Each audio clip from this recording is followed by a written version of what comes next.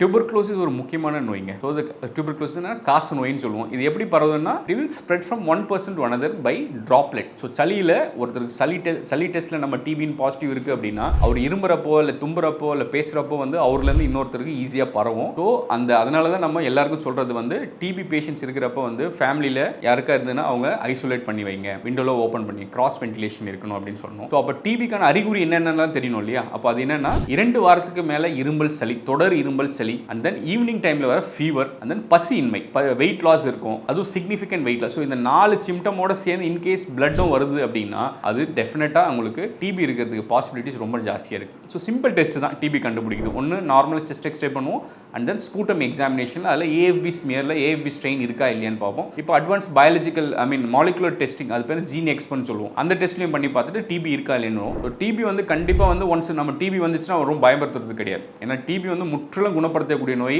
Asthma கூட என்னால் குணப்படுத்த முடியாது, பட் ஆனால் டிபி கண்டிப்பாக குணப்படுத்தலாம். 6 மாதம் தொடர்ச்சியாக மாத்திரை எடுத்தாங்கன்னா கண்டிப்பாக டிபிலேருந்து விடுபடலாம். அதனால் டிபி சிம்டம்ஸ் நான் சொன்னது ஏதாவது இருந்ததுன்னா உடனே நியர்பை ஹாஸ்பிட்டல் போயிட்டு அந்த சளி டெஸ்டோஸ் எக்ஸ்ரேயும் பார்த்துட்டு டிபி இருக்கா இல்லையான்னு கண்டுபிடிச்சு உடனே மருந்து போடுங்க, எல்லாம் சரியாக போயிடும்.